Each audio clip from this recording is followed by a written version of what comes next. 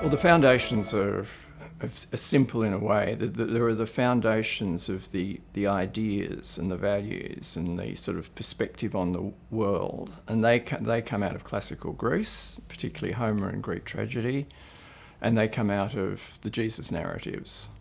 But classical Greece also gives birth to Western philosophy, to a large degree to mathematics, to architecture. Not entirely, there were the Egyptians, but certainly the classical form that comes with the Parthenon and buildings linked to that come out of classical Greece. Comedy, satire, the Athenians of 5th century BC satirised viciously their politicians. Very, very unusual in any other society ever in human history for that to be the case. So the whole tradition of criticism and reflection comes out of the classical Greeks. The tragic sense that thinking about the meaning of the horrible things that can happen to us humans and what happens to us at death, those sort of reflections in our tradition come from the Greeks. Very importantly, the emphasis on the individual. The Greeks were not tribal, unlike the Jews. The centre of attention and sort of belief and meaning in the Greek tradition, and Jesus continues this, by the way, is the individual, not the collective group, not the tribe. To a secondary degree, there's of course the Roman influence, and above all engineering, aqueducts, Roman law, and then we can go forward into the later periods. But essentially it's Athens and Jerusalem.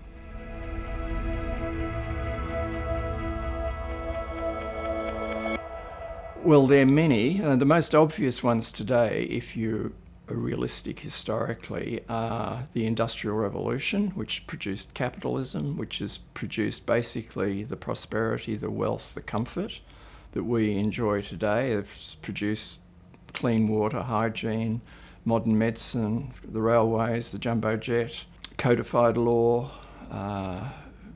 That all was made possible by the Industrial Revolution and the capitalist system that followed. We'll never in the West have a Great Depression again because capitalism generates so much money today that we can provide a safety net. Probably equally important in the moving forward from the ancient world is democracy. The ancient Athenians had democracy, but they started it, but it had all sorts of problems. Plato was a major critic of it, for example, but parliamentary democracy as we know it today, sort of government of the people, by the people, for the people, is an extraordinary achievement. And I think with it has come, especially since the Second World War in the West, a sense of universal human rights, that all human beings are equal. This is in the teaching of Jesus, but hardly any societies that we know about have ever not had an us and them view of themselves versus others.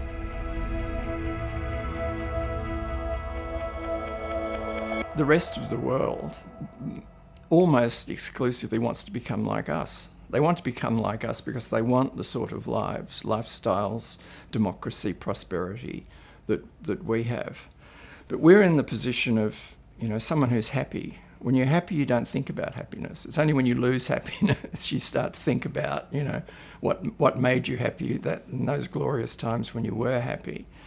I think the same is largely true for the West. I think we particularly, and certainly in the culture at large, we particularly undervalue capitalism, which has made us so prosperous. Anyone with a realistic historical sense of what the pre-modern world was like, where in Europe there was endemic warfare, plague all the time, dirty water. If you got to the age of 40, you'd be covered in skin diseases, you'd have rotten teeth.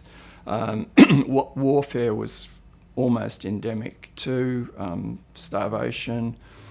No one in their right mind would want to go back to the pre-modern world. Now, the main reason that we are so different is capitalism.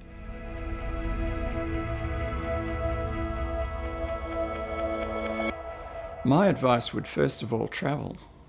Go to Africa, go to the Middle East, Go to non-Western parts of the world, even go to Latin America, which is part Western, and just see the difference in societies which don't function efficiently, where there's squalor and starvation and endemic warfare and tribes hating each other, and where you can't rely on the milk being there or water being clean or food when you actually want it. So first, I'd say, to have a realistic sense of the achievements of the West, travel.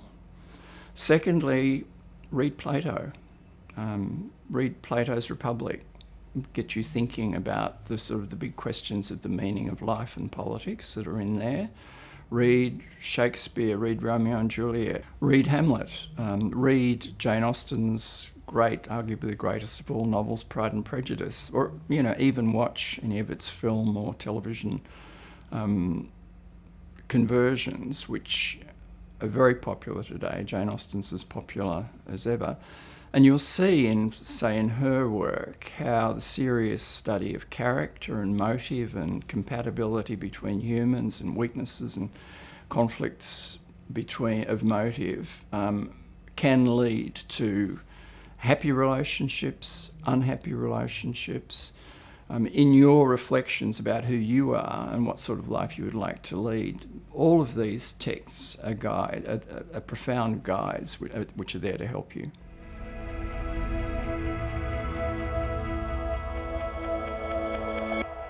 We humans need to understand, we become very insecure if we don't, who we are and why we're here. And we try to make sense of our lives, make sense of what happens to us when we die. We need to make sense of our societies and what's good and what's bad about them and how to make them better and how to avoid weaknesses. Now, with all of these questions, there is an immense tradition of reflection behind us, asking precisely, what's the nature of the self? I mean, Shakespeare's whole work in a way is all about the nature of the self and, who am I as a human being in all my strengths and weaknesses? Why do I get jealous? Why am I flattened with grief when tragedy strikes? Why do I enjoy clowning and buffoonery and mischief? In other words, to have a conception of yourself and your society, the greatest gift that can be given to you is the Western tradition.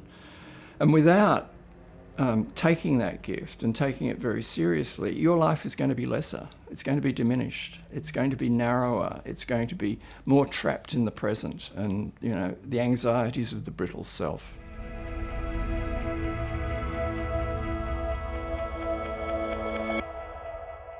There's a critical distinction that needs to be made here between morals and meaning.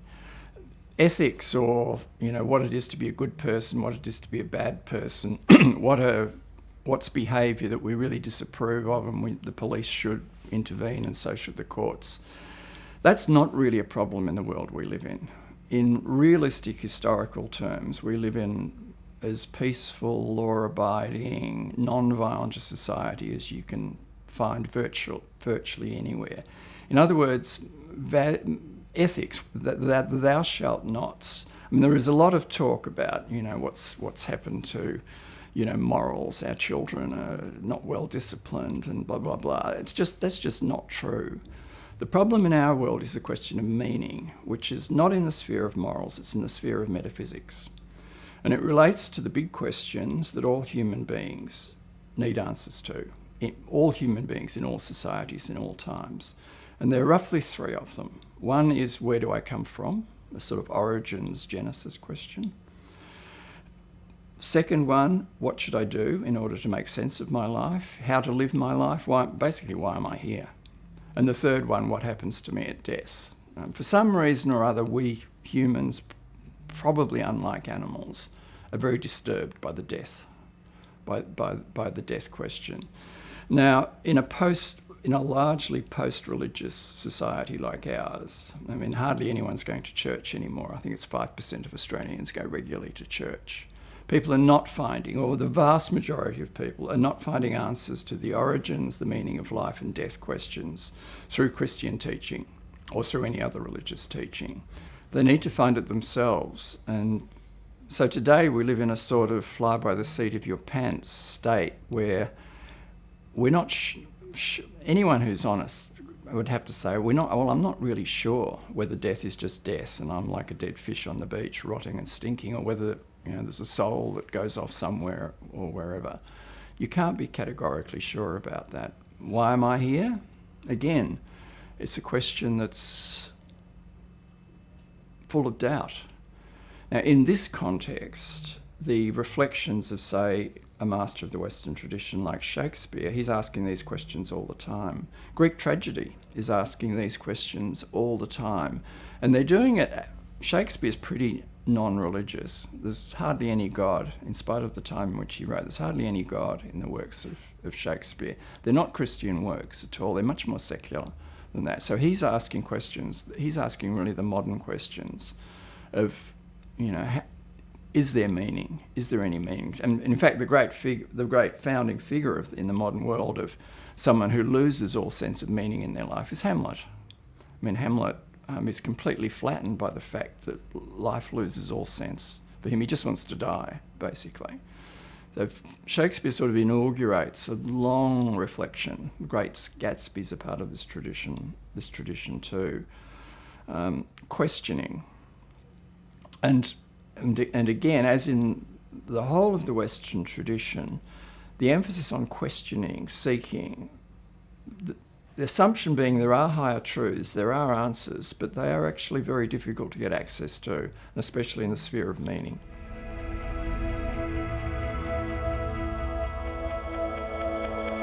I think that's a very difficult and serious question.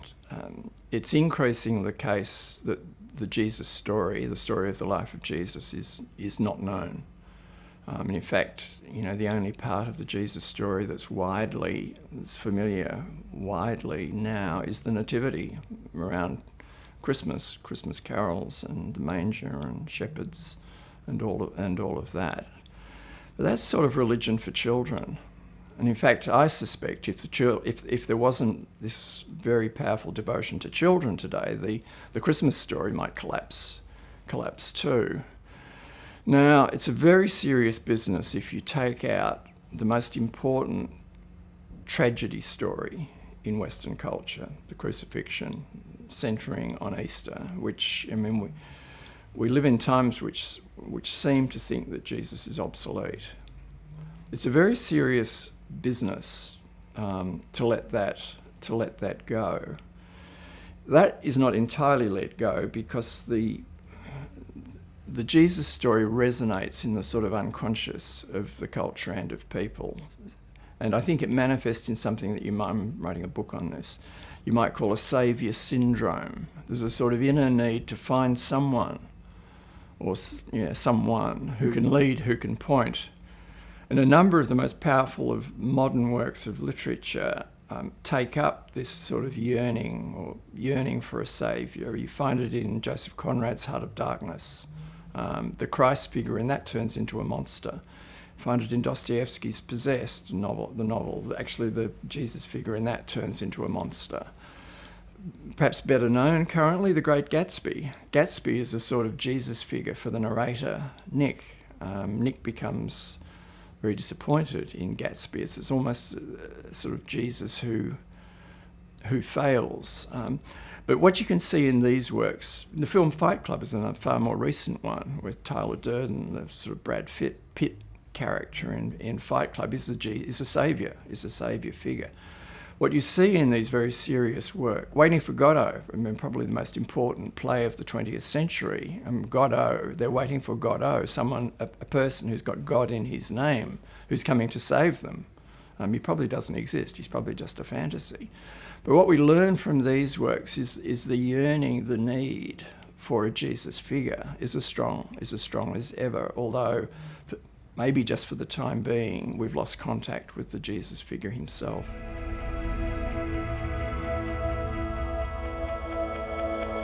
Well, the humanities certainly are. They've lost a sense of what they're doing. They've lost a sort of belief in beauty, goodness and truth, the sort of higher values that they need.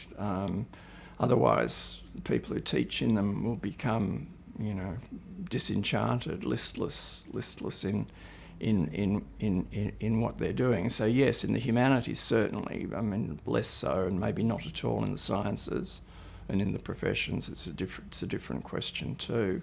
Well, I think what's to be done is what the Ramsay Centre initiative is trying to do: bring back the great works of the Western tradition. This may need a type of reformation. The Protestant Reformation in England came about when the Catholic Church was in increasingly hopeless state of disrepair, stagnation, decadence, whatever you want to call it. And there was a sort of rethinking of the same stories, rethinking of the same texts. But the crisis in the humanities and social sciences parts of the universities is only going to be answered with whether some sort of renewed belief, and not having the university as a politically activist institution which believes in social reform rather than learning. The collapse of self-belief in humanities and social sciences has led to a politicising of the institutions as a sort of empty space. How can we find something to do? We don't believe in the humanist traditions, teaching, learning, so we'll turn to political activism and social reform as the great aim and ambition of the university. This is disastrous. Politics does not belong in the university. Not any sort of politics. It's completely at odds with the pursuit of the serious pursuit of truth in any meaningful sense. So until the sort of politically activist phase comes to an end, it's only going to come to an end with some sort of new belief or a restoration of old belief.